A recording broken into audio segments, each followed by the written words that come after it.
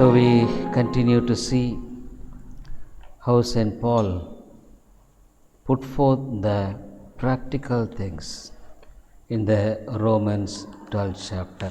ரோமர் 12வது அதிகாரத்தில் பவுல் நடைமுறைக்கு ஏதுவான பல காரியங்களை சொல்லுகிறதை நாம் வாசிக்கிறோம். Dear people, we must know, unless we have a practical life of Christianity, our religion is vain. நம்ம நடைமுறைக்கு ஏதுவான விதத்தில் நம்முடைய ஆவிக்குரிய வாழ்க்கை என்பது இல்லை என்றால் நம்முடைய பக்தி வீண் என்பதை விளங்கிக் கொள்ள வேண்டும். பவுல் இவ்வளோ தூரம் சொல்லிட்டு he has said so many things and he puts forth the application of it.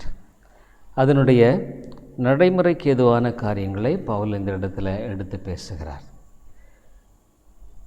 So many people know the truth. சத்தியம் தெரியும் அநேகருக்கு. But how do we implement it practically? நம்ம எவ்விதமாக அதை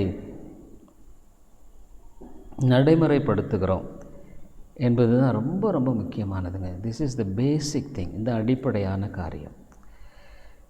ஆக பவுல் இந்த 12வது அதிகாரத்தில் அநேக நடைமுறைக்கு எதுவான சத்தியங்களை குறித்து பேசுகிறார். So Saint Paul talks about so many practical things. அதில் ஒன்று நம்ம தொடர்ந்து பார்த்து வருகிறோம். One by one we continue to see that. Today 15th verse, 15வது வசனம், rejoice with them that do rejoice and weep with them that weep. சந்தோஷப்படுகிறவர்களுடனே சந்தோஷப்படுங்கள், அழுகிறவர்களுடனே அழுங்கள். The curse of fallen man is selfishness. விழுந்து போன மனிதனுடைய ஒரு பெரிய சாபம் என்னென்னா சுயநலம். Knowingly or unknowingly, we are ruled by selfishness. அறிந்தோ அறியாமலோ சுயநலத்தினால் நம்ம ஆளுகை செய்யப்படுகிறோம். Many times we really want to be practically applied in not being selfish. சுயநலம் இல்லாதவர்களாக நம்ம வாழும்படியாக அநேக சமயங்களில் நாம் முயற்சிக்கிறோம். we fail. ஆனாலும் கூட நாம் தோற்று விடுகிறோம். our depravity is so much. நம்முடைய விழுந்து போன நிலை என்பது அவ்வளோ ஒரு பயங்கரமானதுங்க. unless God delivers us, தேவனாக நம்மை விடுதலையாக்கலைன்னா நம்ம விடுதலையாக்கப்படவே முடியாது. It is impossible. So it is purely His grace and mercy alone could deliver us. அவருடைய கிருபையும் இரக்கமும் மாத்திரமே நம்மளை விடுதலையாக்க முடியும். இங்கே அவர் சொல்கிறாரு, சந்தோஷப்படுகிறவனுடனே சந்தோஷப்படுங்கள், அழுகிறவர்களுடனே அழுங்கள். Rejoice with them that do rejoice and weep with them that weep. ஆனால் இன்றைக்கி உலகம் எப்படி இருக்குன்னு சொன்னால், rejoice when they weep. மற்றவங்க அழும்போது நீ ரொம்ப சந்தோஷப்படு. and weep when they rejoice. அவங்க சந்தோஷமாக இருந்தால் நீயே ஐயோ அவங்க சந்தோஷமாக இருக்காங்களேன்னு கவலைப்படு. This is the world today. இதுதான் உலகம். Not only the world, this is we. இதுதான் நம்மளும் கூட. ஆனால் வேதம் என்ன சொல்லுது? But the Bible says rejoice with them that do rejoice. சந்தோஷப்படுகளுடனே சந்தோஷப்படுங்க. weep with them that weep. அழுகிறவர்களுடனே அழுங்கள். ஒரு சபைன்னு சொன்னால் அது என்னங்கிறது நம்ம சரியாக விளங்கி கொள்ள வேண்டும். We must know what is a church. ஒரு சபைன்னா என்ன அப்படிங்கிறத நம்ம சரியாக விளங்கி கொள்வோமானால் மாத்திரந்தமாக நம்ம உண்மையான விதத்தில் இந்த வசனத்துக்கு ஏற்றவர்களாய் வாழ முடியும். 1 Corinthians 12 chapter 26 and 27. 1 கொரிந்தியர் 12ஆம் அதிகாரம் 26, 27. And whether one member suffer, all the members suffer with it, or one member be honored, all the members rejoice with it. ஆதலால் ஒரு அவயம் பாடுபட்டால் எல்லா அவயங்களும் கூட பாடுபடும். ஒரு அவயம் மகிமைப்பட்டால் எல்லா அவயங்களும் கூட சந்தோஷப்படும். This is the church. இது ஒரு சபை.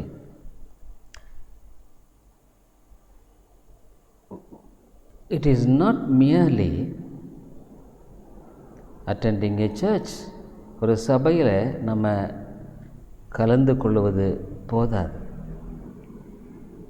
It is not that we identify with a church. ஒரு சபையோடு நம்மை இனம் கண்டு கொள்கிறது போதாது.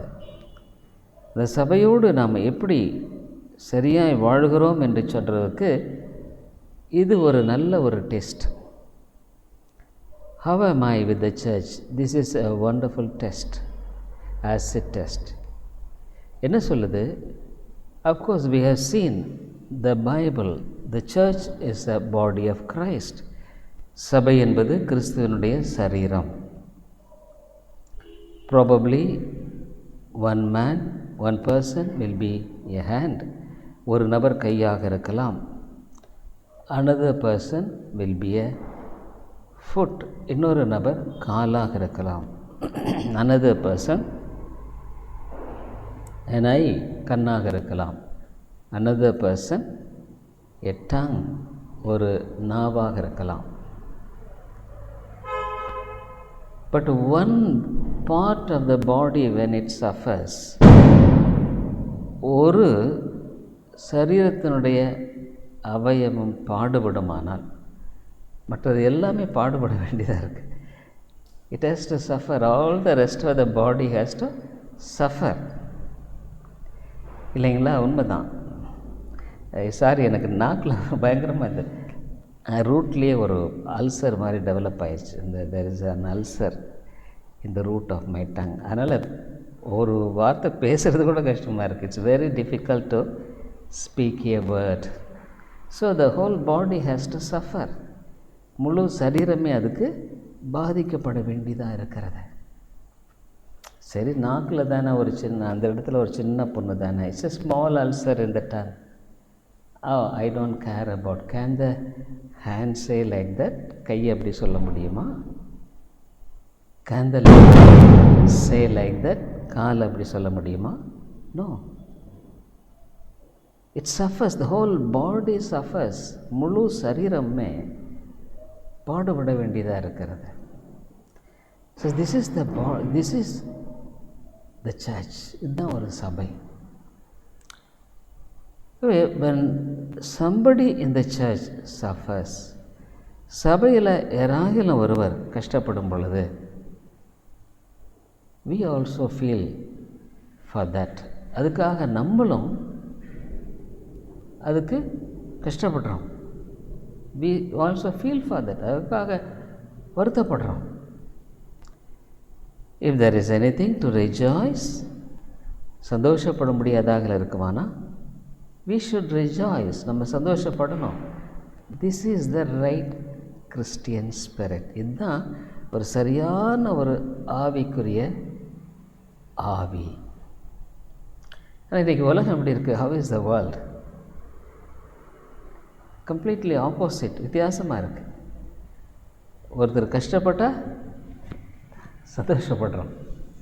Suppose somebody suffers, oh we rejoice. மற்றவங்க கெட்டு போகிறதில் இன்றைக்கி உலகம் ரொம்ப சந்தோஷமாக இருக்குது. The world is very happy when others are spoiled.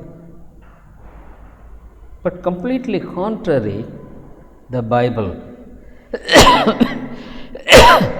வேதம் என்பது முழுக்க வித்தியாசமாக இருக்குது. இல்லை பாருங்கள், you see how different it is. எவ்வளோ வித்தியாசமாக இருக்குது. This is the Bible, தான் வேதம். This is God's word, இது ஆண்டவருடைய வார்த்தை. But am I like this? நான் அப்படி இருக்கிறேனா? Dear people, our heart is so wicked. நம்முடைய இருதயம் ரொம்ப பொல்லாத ஒன்றுங்க. We must understand it. அதை நம்ம விளங்கிக் கொள்ள வேண்டியது மிக அவசியம். Many times we think that we are better Christians. நல்ல கிறிஸ்தவர்கள் என்று நம்ம நினைக்கிறோம். But truly speaking, our heart is so wicked. நம்முடைய இருதயம் அவ்வளோ பொல்லாதது. Even though among we call Christians, but do we have a mind of Christ? கிறிஸ்தவர்கள் என்று அழைத்து கொண்டா கூட அந்த கிறிஸ்துவனுடைய மனது நமக்குள்ளே இருக்கா? How carnal we are, இல்லை? ரொம்ப மாம்ச சிந்தையோடு இன்னும் எப்படி நம்ம வாழ்ந்துட்டுருக்கிறோம்? Can God be pleased with that? ஆண்டவர் அதில் சந்தோஷப்படுவாரா? சந்தோஷப்படவே மாட்டார். இன்னொருத்தர் கஷ்டப்படும் போது நம்ம பார்க்கும் பொழுது, when others suffer, when we see that, பரவாயில்ல ரொம்ப சந்தோஷமாக இருந்தோம்னா, we are hypocrites, இல்லைங்க? நம்ம மாயமாலக்காரர்கள் தான். we are hypocrites, truly speaking. சர்ச்சுக்கு வர்றோம், ஜெபம் பண்ணுறோம், எல்லாம் பண்ணுறோம். we come to the church, pray, but in our hearts we are hypocrites. இப்படி இருதயத்தில் நம்ம மாயமாலக்காரர்களாக இருக்கிறோம். இப்போ என்ன பண்ணணும்? we have to pray, Lord, change my wicked heart. ஆண்டவரே, என்னுடைய பொல்லாத இருதயத்தை மாற்றும். I pray many times, Lord, change my wicked heart. இந்த பொல்லாத இருதயத்தை ஆண்டவரே மாற்றும். ஏன்னா இட் டிஸ்பிளீசஸ் காட். அது தேவனை ரொம்ப வருத்தப்படுத்துது, வேதனைப்படுத்துது, இல்லைங்களா? ஆகவே தான் அடுத்து அந்த வசனத்தில் சொல்கிறாரு, ஒரு அவயம் பாடுபட்டால், 1 Corinthians 12, one member suffer, all the members suffer. எல்லா அவயவங்களும் பாடுபடும். See, the first century Christians lived like that. முதல் நூற்றாண்டு கிறிஸ்தவர்கள் அப்படி வாழ்ந்தார்கள். God's presence was there. அவருடைய பிரசன்னம் இருந்ததுங்க. Thousands of people were saved. ஆயிரக்கணக்கான மக்கள் ரட்சிக்கப்பட்டாங்க. But as days gone, நாட்கள் போக போக, the hearts of people were not like the hearts of the first century Christians. முதல் நூற்றாண்டு கிறிஸ்தவர்களை போல இருதயம் இல்லை. அப்போ God could not do great things among them. அவர்கள் மத்தியில் தேவன் பெரிய காரியங்களை செய்ய முடியவில்லை. Even you and I can also contribute to the church either positively or negatively. ஒரு சபைக்கு நம்மளும் கூட நம்முடைய பங்களிப்பை நேர்மறையாக கொடுக்கக்கூடியதாக இருக்கலாம், அல்லது எதிர்மறையாக கொடுக்கக்கூடியதாக இருக்கலாம். How can I be positively? நேர்மறையாக நான் எப்படி இருக்க முடியும்? Can I have a concern for other people who are in the church? சபையில் இருக்கிற மற்ற மக்களுக்காக ஒரு அக்கறை இருக்கும் பொழுது. Suppose if I am in that position, அந்த நிலையில் நான் இருந்தேனானா, how difficult it will be. எவ்வளோ கஷ்டமாக இருக்கும். Dear people, above all, God will be pleased with such things. தேவன் அதில் பிரியமாக இருப்பார். நம்ம உள்ள மற்றவங்க கஷ்டப்படுறாங்கன்னு சந்தோஷப்பட்டோம்னா, God will be displeased. தேவன் என்ன பண்ணுவார்? அதனால் துக்கப்படுவார். சந்தோஷப்படுவர்களுடைய சந்தோஷப்படுங்கள், அழுகிறவர்களுடனே அழுங்கள். பல இடங்களில் பவுல் சொல்கிறார், நான் சந்தோஷப்படுறேன், I rejoice. Philippian 2nd chapter, பிலிப்பியர் 2வது அதிகாரத்தில் அவர் சொல்கிறார் அந்த ஊழியத்துக்காக. Philippian 2nd chapter 17-18, Yea, and if I be offered upon the sacrifice and service of your faith, I joy and rejoice with you all. மேலும் உங்கள் விசுவாசமாகிய பலியின் மேலும் ஊழியத்தின் மேலும் நான் வார்க்கப்பட்டு போனாலும் நான் மகிழ்ந்து உங்கள் அனைவரோடு கூட சந்தோஷப்படுவேன். I will rejoice with all. இது நிமித்தம் நீங்களும் மகிழ்ந்து என்னோட கூட சந்தோஷப்படுங்கள். For the same cause also do ye joy and rejoice with me. பாருங்கள், ஊழியத்தில் நான் ரொம்ப கஷ்டப்படுறேன்றதை பற்றி நீங்கள் don't worry that I am suffering, but I rejoice. சந்தோஷப்படுறேன். ஏன்னா அது உங்களுக்கு பிரயோஜனமாக இருக்கிறது. It is useful for you. So என்னோட கூட நீங்கள் சந்தோஷப்படுங்க, ரிஜாய்ஸ். ஒரு ஆத்மா ரட்சிக்கப்படும் போது பரலோகத்தில் மிகுந்த சந்தோஷம். there will be joy when one soul is saved. When we have a concern for the church of Christ, கிறிஸ்துவனுடைய சரீரத்துக்காக நம்ம அக்கறை உள்ளவர்களாக இருக்கும் பொழுது, when we really long for the salvation of souls, ஆத்துமாக்கள் ரட்சிக்கப்படணும்னு சொல்லி நம்ம அதுக்காக விரும்பும் பொழுது, when we pray for the church, சபைக்காக ஜெபிக்கும் பொழுது, ஆத்துமாக்களுக்காக ஜெபிக்கும் பொழுது, when we rejoice and pray for souls, God will be pleased. ஆண்டவர் சந்தோஷமாக இருப்பார். Why? This is the church of God. தேவனுடைய சபை. It is not our church. நம்முடைய சபை இல்லை, இது ஆண்டவருடைய சபை. So we rejoice when the church increases. சபை வளரும் பொழுது நம்ம சந்தோஷப்படுறோம். That is the right Christian spirit. சரியான ஒரு ஆவிக்குரிய சிந்தை அது. அதை ஃபஸ்ட் எப்படி இருந்தாங்க பாருங்கள். First Acts of the Apostles 1st chapter, அப்போஸ்தலர் நடபடிகள் 11வது அதிகாரம். இங்கே நம்ம பார்க்குறோம் எப்படி அவங்க சந்தோஷப்பட்டாங்க பாருங்களேன். there was joy. அப்போஸ்தலர் நடபடிகள் 1வது அதிகாரம், Acts of the Apostles 1st chapter. they were so happy. அவங்க சந்தோஷமாக இருக்கிறத நம்ம பார்க்குறோம். Acts of the Apostles 1st chapter. how God was happy. how God would have been happy. ஆண்டவர் எப்படி சந்தோஷமாக இருந்திருப்பார் பாருங்க. அங்கே எல்லாரும் என்ன பண்ணுறாங்க? ஒரு மனப்பாடு, ஒன்னஸ். ஆண்டவருடைய காரியத்தில் ஒரு மனப்பாடை நாம் பார்க்கிறோம். அவங்க எப்படி கூடி வர்றாங்க பாருங்கள். ஒன்னஸ், ஒரு மனப்பாட்டோடு கூடி வருகிறார்கள். they were all with one mind, ஒரே சிந்தை, one accord. 14th verse, Acts of the Apostles 1:14.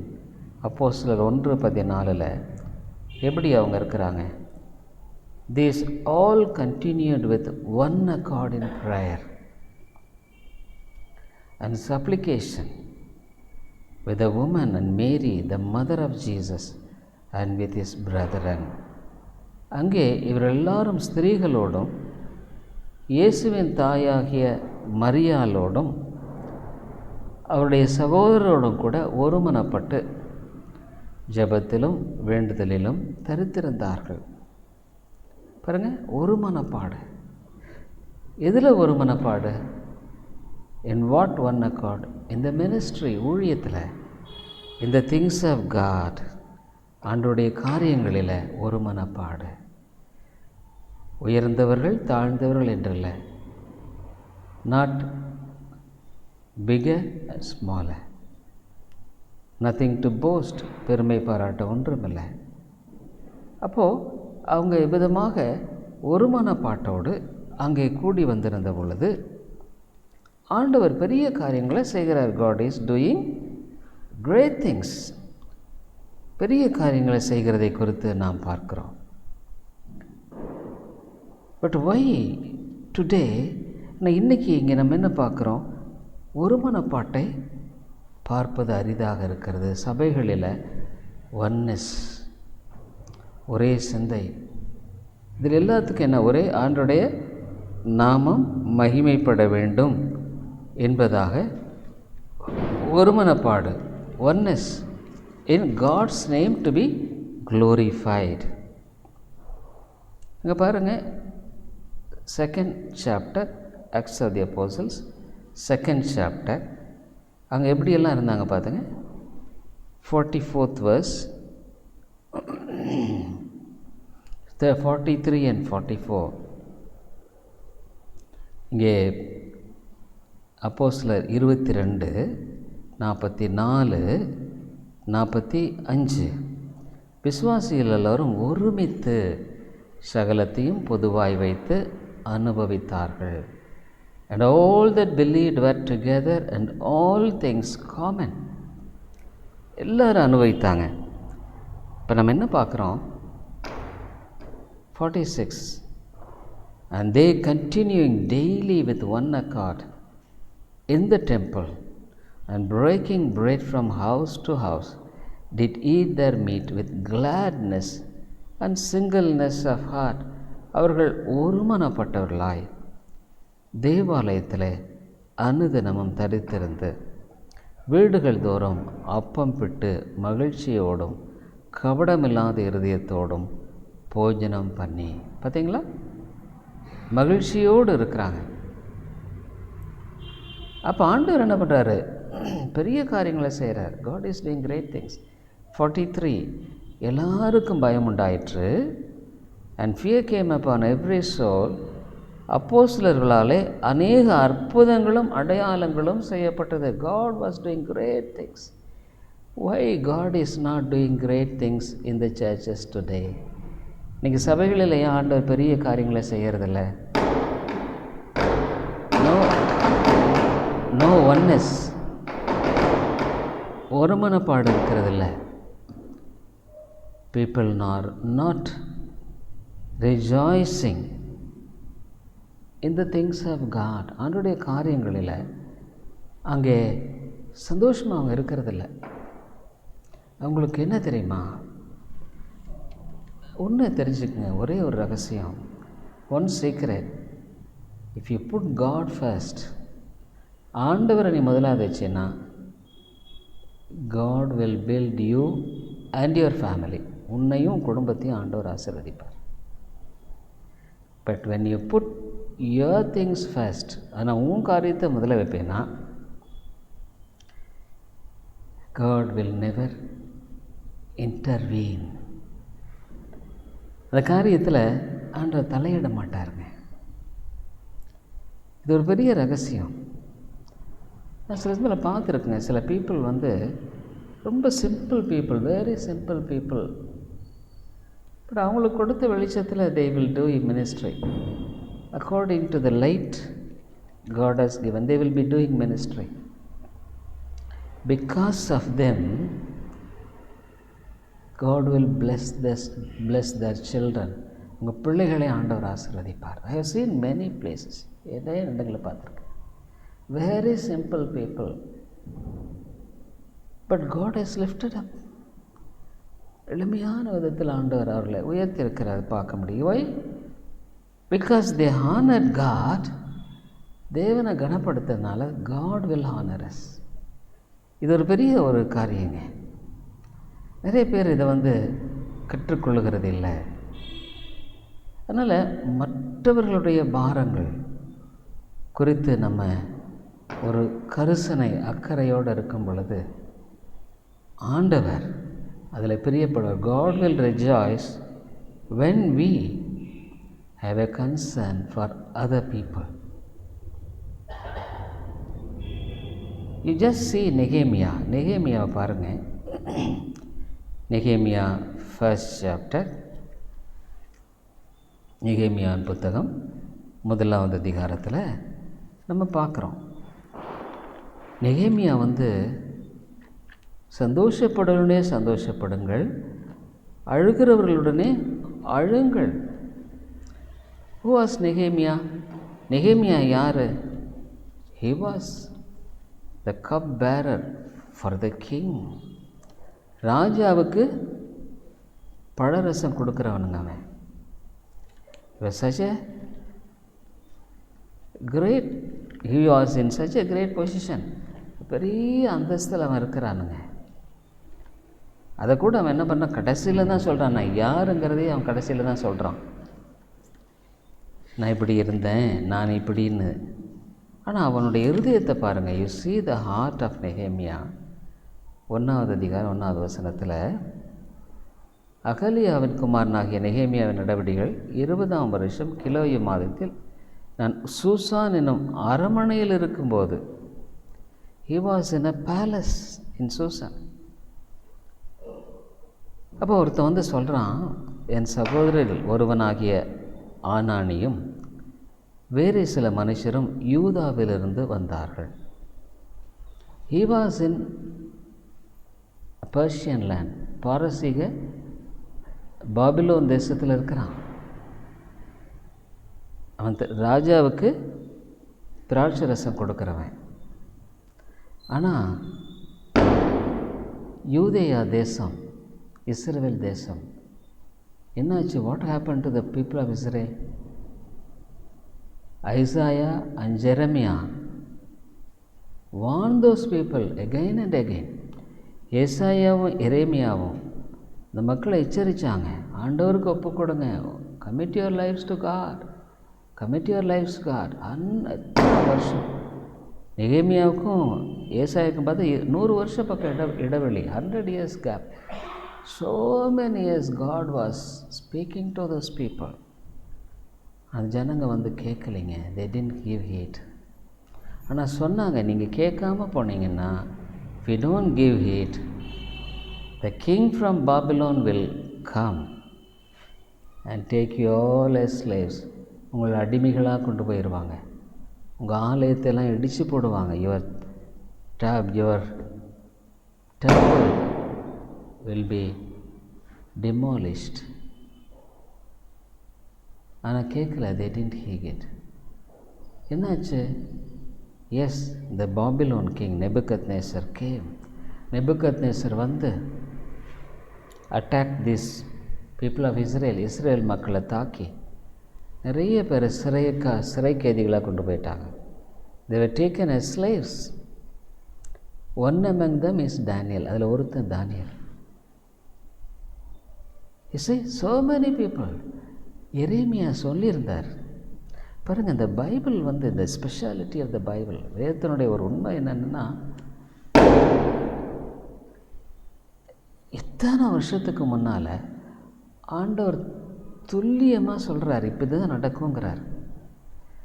God has told that this will happen. I was reading the books of Moses. அந்த முதல் 5 புத்தகங்களை நான் வாசிச்சுட்டு இருந்தேன். அப்போ வாசிக்கும் பொழுது ஆபிரகாமிடத்தில் ஆண்டவர் சொல்கிறார்,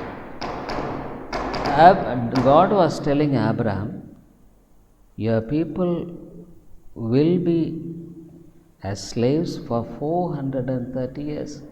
430 வருஷம் அடிமைகளாக இருப்பாங்க.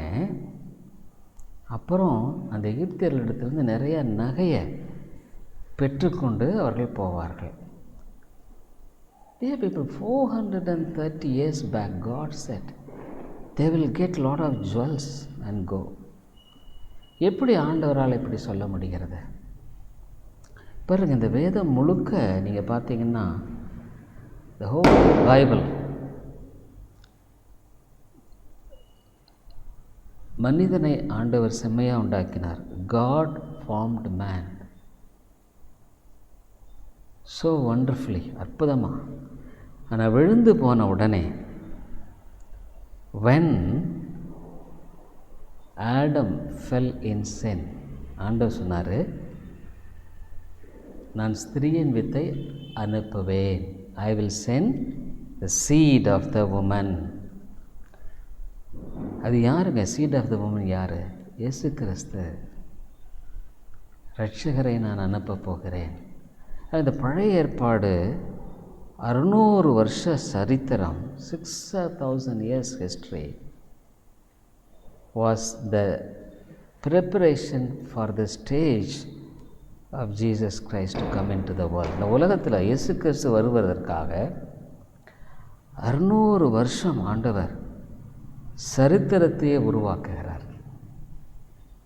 இந்த புதிய ஏற்பாட்டில் இன் காஸ்பல் சுவிசேஷத்தில் வாசிக்கிறோம், how Jesus came and lived in this world. இயேசு கிறிஸ்து இந்த உலகத்தில் எப்படி வந்து வாழ்ந்தார். இதுக்கு பின்னால் the whole world is moving towards one event. இந்த முழு உலகமே ஒரே ஒரு நிகழ்வுக்காகத்தான் நோக்கி போயிட்டுருக்குது. What is that incident? அது என்ன நிகழ்வு?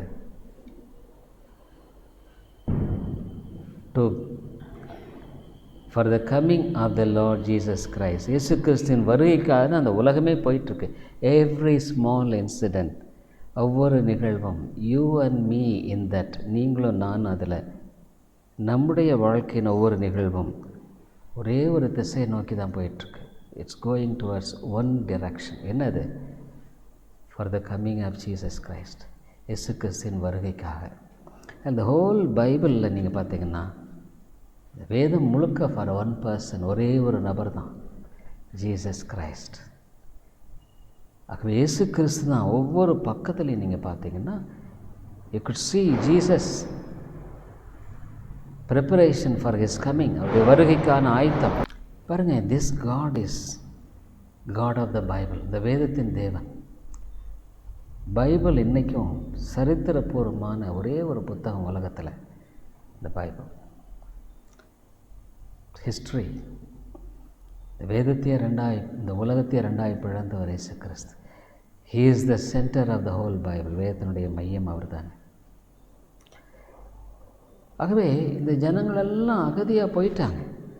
கொஞ்சம் ஒரு சிலர் தான் இருக்கிறாங்க பாபிலோனில். ஒரு சிலர் அதை கேட்ட உடனே தான் கேட்குறார் பாருங்கள். இந்த 2வது வசனத்தில், நெகேமியாவில் 1வது அதிகாரம் 2வது வசனம், that Hanani, one of my brethren, came, he and certain men of Judah, and asked them concerning the Jews that had escaped, which were left of the captivity, and concerning Jerusalem. நெகேமியா பேசாமல் இருக்கலாம். அது என்ன, நம்ம we are in the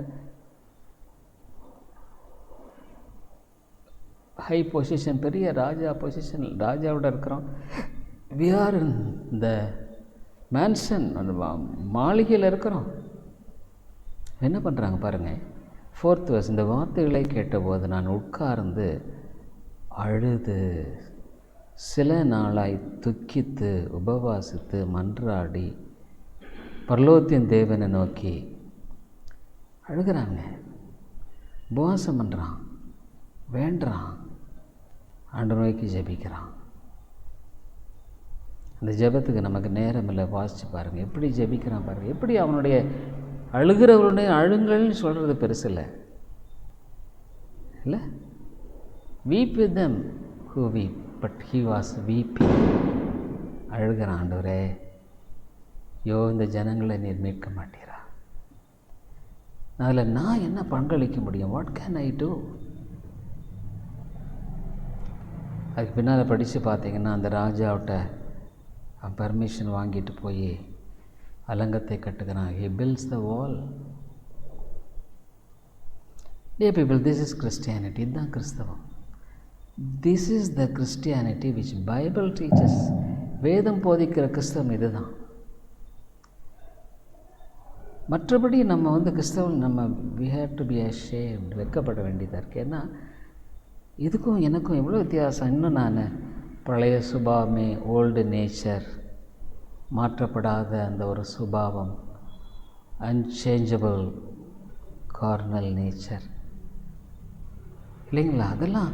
அப்போ கிறிஸ்தவத்துக்கு அப்போ நான் வந்து எனக்கு கிறிஸ்தவன் சொல்லி பிரயோஜனம் இல்லையே. What is the use of telling that I am a Christian? இல்லை, கிறிஸ்தவனுக்கு ஒத்த அழகு என்கிட்ட இருக்கா? Do I have the beauty of Christ? அதுமாதிரி அவ்விதமான மக்களோடு தேவன் இடைப்படுகிறார். God intervenes with such people. ஏன்னா கர்த்தர் இருதயத்தை பார்க்கிறார். God looks at to the heart. ஏன் நெகேமியான் புத்தகம், அதுக்கு பின்னால் எஸ்ரா வர்றார். நெகேமியா அலங்கத்தை நான் கட்டிகிட்ருக்கார். எஸ்ரா வந்து அங்கே அந்த மக்களுக்கு சத்தியத்தை போதிக்கிறார். He teaches the gospel, the truth. So God builds up the temple. ஆலயத்தை எழுப்புகிறார். அவங்க திரும்பி வந்துட்டாங்க. ஆனால் ஆலயத்தை கட்டுறதை விட்டுட்டு அவங்கவுங்க வீட்டை கட்ட ஆரம்பிச்சிட்டாங்க. They started building their own houses. அப்போ ஆண்டவர் 2 தீர்க்கதரிசிகளை எழுப்புகிறார். ஆபக்கூக் 2 தீர்க்கதரிசிகளை எழுப்பி அந்த தீர்க்கதரிசிகளின் மூலமாக ஆண்டவர் எழுப்புகிறார். ஆகாய், சகரியா 2 பேரை எழுப்பி அவங்க சொல்கிறாங்க, என்ன ஆண்டவர் காரியங்களை மறந்துட்டிங்களா? உங்கள் வழியிலெல்லாம் சிந்தித்து பாருங்கள். ஏன் பாருங்கள், ஆகாய் 1st chapter. ஏன் உங்கள் வாழ்க்கையில் ஆசீர்வாதம் இல்லை? திரும்பி வந்துட்டீங்க, right, you come back, but you could not see God's blessing. உங்கள் வழியை சிந்தித்து பாருங்கள். அப்போ ஆண்டவர் சொல்கிறாரு அங்கே 5வது வசனத்தில், ஆகாய் 1:5, இப்போதும் சேனைகளின் கர்த்தர் சொல்லுகிறார், உங்கள் வழிகளை சிந்தித்து பாருங்கள். நீங்கள் திரளாய் விதைத்தும் கொஞ்சமாய் அறுத்து கொண்டு வருகிறீர்கள். நீங்கள் புசித்தும் திருப்தியாகவில்லை, குடித்தும் பரிபூர்ணமடையவில்லை. நீங்கள் வஸ்திரம் உடுத்தியும் ஒருவனுக்கும் குளிர் விடவில்லை. கூலியை சம்பாதிக்கிறவன் பொத்தலான பையிலே போடுகிறவனாய் அதை சம்பாதிக்கிறான். நீ செய்கிறப்பா, ஆனால் அதில் வந்து நீ பொத்தல்லே போட்டுறையே, உனக்கு ஒன்றும் ஆசீர்வாதம் இல்லையே. அதுதான் சொல்கிறார், உங்கள் வழியை சிந்தித்து பாருங்கள். அதுதான் சொல்கிறார், போ ஆலயத்தை முதல்ல கட்டு, ஆலயத்தை முதல்ல கட்டு. 8வது வசனத்தில், நீங்கள் மலையின் மேல் ஏறி போய் மரங்களை வெட்டி கொண்டு வந்து ஆலயத்தை கட்டுங்கள். அப்போ அதை விட்டுட்டு நீங்கள் வீட்டை கட்டிகிட்டு இருக்கிறியப்பா. நீங்கள் வந்தது ஆலயத்தை கட்டுறதுக்கு தானே இந்த ராஜா அம்சார். இப்போ நீ வீட்டை கட்டிகிட்டு இருக்கிறியே. அதன் பேரில் நான் பிரியமாயிருப்பேன், அதனால் என் மகிமை விளங்கும் என்று கர்த்தர் சொல்லுகிறார். பார்த்தீங்களா, 1984வது வருஷம் மல்லூரில் அப்போ நான் இருக்கேன். I was in Mallur 1984. அப்போ நான் இருந்த சர்ச்சில் தொடர்ந்து நான் இல்லை. I was not in that church where I was. வெளியே வந்துட்டேன். அப்போ நான் அடுத்தது என்ன பண்ணுறது? Lord, what must I do? என்ன செய்கிறது? இல்லை இந்த மல்லூர்லேயே என்னுடைய கிளினிக்கை நல்லா கட்டி நல்லா பெருசாக பண்ணி செய்யலாமா?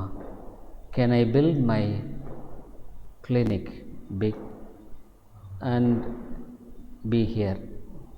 ஜெபம் பண்ணும்போது ஆண்டவர் சொன்னார், இந்த வசனத்தை தான் சொன்னார், நீ மலையில். அப்போ ஏன்னா கொல்லிமலைக்காக விசேஷமாக அப்போ தான் நான் போயிட்டு வந்தப்போ, when I went to Kolli hills, வந்த பின்னால் எனக்கு ஒரு பாரம், அந்த இடத்துல போய் ஊழியம் செய்யணும். I must go and do ministry. ஆனால் நானே போகக்கூடாது, ஐ ஷுட் நாட் கோ, இல்லைங்களா? அப்போ ஜெபித்தப்போ தான் ஆண்டவர், நீ மலையின் மேலே ஏறிப்போ, ஆலயத்தை கட்ட. பாருங்க, ஆண்டவர் இன்றைக்கி பேசுகிறார். God will speak to you. அப்போ தான் அங்கேருந்து நாங்கள் புறப்பட்டு போய் ஊழியத்தை ஆரம்பித்தோம். ஸோ இன்றைக்கி ஒரு ஆலயம் அந்த இடத்துல இருக்குன்னா it is God who guided. தேவன் வழிநடத்தியிருக்கார் இல்லைங்களா? ஆண்டவர் அங்கே ஊழியம் செய்து கொண்டிருந்த பொழுது அந்த காரியத்தை முடிந்த பின்பாக பிரசங்கம் பண்ணும்போது இந்த பட்டணத்தில் இந்த பட்டணத்தில் அநேக ஜனங்கள் உண்டு. அப்போ தான் சேலம் இந்த ஊழியத்தை ஆரம்பிக்கப்பட்டது. பாருங்க, ஆண்டவர் நம்மளை வழிநடத்துவாருங்க. காட் வில் கைட் அஸ் இந்த ரைட் பாத். அப்போ நம்ம தவறு செய்ய மாட்டோம். we will not. அப்போ என்னுடைய வாழ்க்கையில் என்னுடைய சூழ்நிலை பேசுவாரா? கண்டிப்பாக பேசுவார். he is God. மற்ற சமயங்களில் இப்போ பிரசங்கம் பண்ணும் பொழுது கூட ஆண்டவரே நான் என்ன பேசணும் போது ஆவியானவர் எனக்கு எதை உணர்த்துறாரோ அதை தான் நான் பேசணும், அதான் பேசுவேன். I will talk what God speaks to me.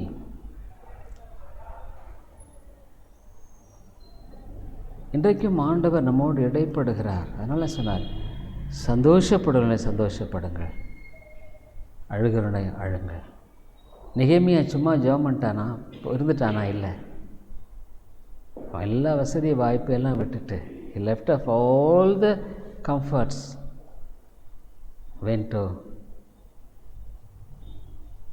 the land of Israel. Israel தேசத்தில் போய் இடிஞ்சு போன இடத்துல he builds up again. ஜனங்களெல்லாம் கூட்டி சேர்க்குறான். he gather all the people and builds the wall. அலங்கத்தை அவன் கட்டுகிறான். பாருங்கள், நம்முடைய வாழ்க்கையில் கூட நம்ம நினைக்கலாம், every one has got a responsibility. ஒவ்வொருவருக்கும் ஆண்டவர் ஒரு பொறுப்பை வச்சுருக்கார். அதில் நான் உண்மையாக இருக்கிறேன்னா, am I true? எனக்கு கொடுத்துருக்கிற வெளிச்சத்தில் நான் உண்மையாக இருக்கிறேன்னா, am I true to the light which God has given?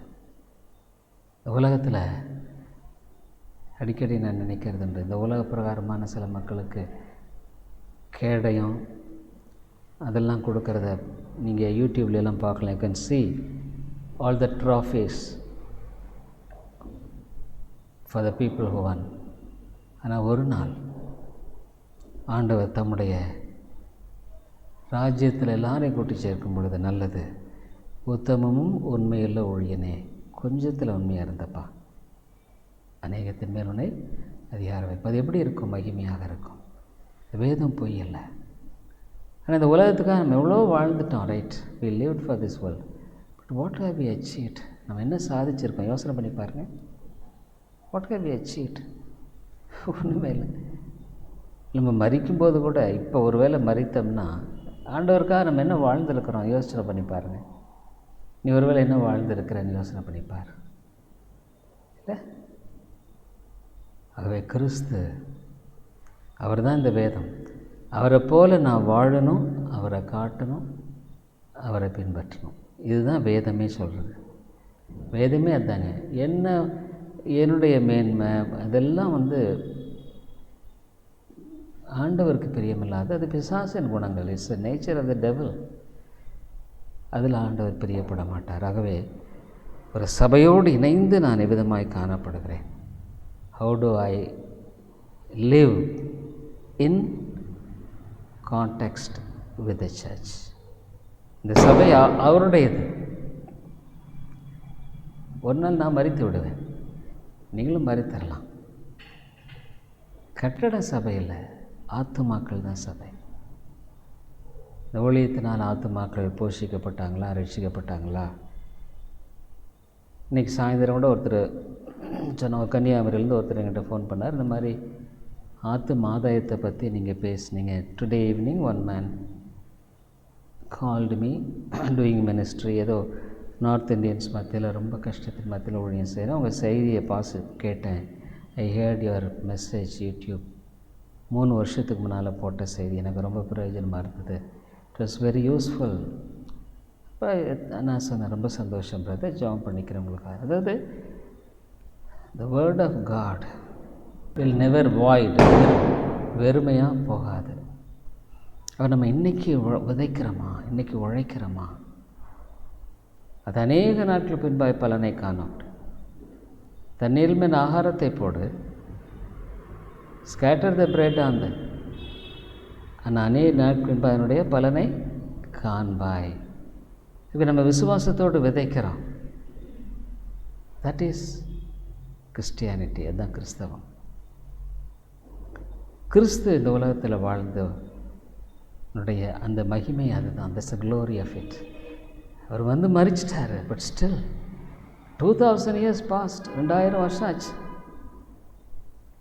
ஆனால் நமக்கு வெளிச்சத்தை கொடுத்துருக்காரு. God has given light. இல்லைங்களா? ஒரு கிறிஸ்தவனும் கூட அவன் இறந்துட்டா கூட, even though he may die, but he will be useful, பிரயோஜனமாக இருப்பான். ஸ்காட்லாண்டில் 2 பெரிய மக்கள், ஒருத்தர் டாக்டர் டேவிட் லிவிங்ஸ்டன், அவங்க அண்ணன் ஜான் லிவிங்ஸ்டன். ஜான் லிவிங்ஸ்டன் பெரிய பணக்காரர், மாதிரி திறந்துட்டார், அவ்வளோதான், முடிஞ்சு போச்சு. டேவிட் லிவிங்ஸ்டன் ஆப்பிரிக்காவில் போய் அவனுடைய ஊழியத்தை செய்தார். இன்றைக்கி அவனுடைய கல்லறை பேசுது. Today his burial spot speaks. Challenges, சவாலாக இருக்குது. இப்போ ஒரு உலக பிரகாரமாக பாருங்கள், எவ்வளோ பெரிய மக்கள்லாம் மறைச்சிட்டாங்க, தி டைட். ஆனால் உண்மையாக ஊழியம் செய்கிறவங்க, உண்மையான ஆண்டோடைய பிள்ளைகள் மரித்தாலும் அவங்க வாழ்க்கை பேசும். கிறிஸ்து மரிச்சிட்டார், ஆனால் இன்றைக்கி அவர் வாழ்க்கை பேசுகிறது மட்டுமில்லை, நம்மை விடுவிக்கிறது. ஒவ்வொரு கிறிஸ்தவனும் அப்படி வாழ்கிறதாங்க கிறிஸ்தவ வாழ்க்கை. இல்லைன்னா அது கிறிஸ்தவ வாழ்க்கையால். ஜெபம் பண்ணும். கிருபை நல்ல ஆண்டவரே, நம்முடைய ஜீவனில் வார்த்தைகளுக்காக நாங்கள் நன்றி செலுத்துகிறோம். ஆண்டவரே, இந்த உலகத்தில் நாங்கள் ஏதோ நாங்களும் ஒரு கிறிஸ்தவர்கள்னு சொல்லிக்கொண்டு வாழுகிறது கிறிஸ்தவ வாழ்க்கையில். ஆண்டவரே, ஒருவேளை நாங்கள் உம்மை பின்பற்ற முடியாத காரியத்தில் நீர் எங்களை அறியேன் என்று சொல்லிவிட்டீரானால், ஐயோ ஆண்டவரே, இது எவ்வளோ ஒரு பயங்கரம். ஆண்டவரே, இந்த சபையை கூட நீர் ஏற்படுத்தினுடைய நோக்கத்தை நிறைவேற்றும். உம்முடைய நாமத்தை மகிமைப்படுத்தும். இயேசு நாமத்தை ஜெபிக்கிறேன் பிதாவே, ஆமென். I hope the Lord is blessing you through this preaching of God's word, and we are glad to inform you that you could contact me over my mobile phone and WhatsApp number 98427-67184 and my email ID davidilongo100@gmail.com, davidilongo100@gmail.com. Thank you very much. கிறிஸ்துவுக்குள் அன்பானவர்களே, நீங்கள் தொடர்ந்து இந்த தேவ செய்திகள் மூலமாக ஆசீர்வதிக்கப்பட்டு வருகிறீர்கள் என்று நாங்கள் நம்புகிறோம். எங்களுடைய ஞாயிறு ஆராதனை காலை 10:30 மணிக்கு இந்திய நேரப்படி, மாலை 6:30, ஒவ்வொரு புதன்கிழமை மாலை 6:30 மணிக்கு வேத ஆராய்ச்சி கூட்டம் உண்டு. இந்த கூட்டங்களில் நீங்கள் ஆன்லைனில் கலந்து கொள்ள உங்களை அன்போடு கூட அழைக்கிறோம். மேலும் உங்களுடைய ஆவிக்குரிய பாரங்களை நீங்கள் தயவுசெய்து எங்களோடு கூட பகிர்ந்து கொள்ளலாம். இன்னுமாக உங்களுக்கு ஆவிக்குரிய ஆலோசனை அல்லது இந்த சத்தியத்தை குறித்த தெளிவோ அல்லது விளக்கமோ தேவையானாலும் கூட என்னோடு கூட நீங்கள் தொடர்பு கொள்ளலாம். என்னுடைய வாட்ஸ்அப் எண், இன்னுமாக மொபைல் எண் 9842767184 9842767184. இன்னுமாக நீங்கள் இமெயிலில் தொடர்பு கொள்ள வேண்டுமானால் என்னுடைய இமெயில் ஐடி davidilongo100@gmail.com, davidELANGO100@gmail.com. நன்றி.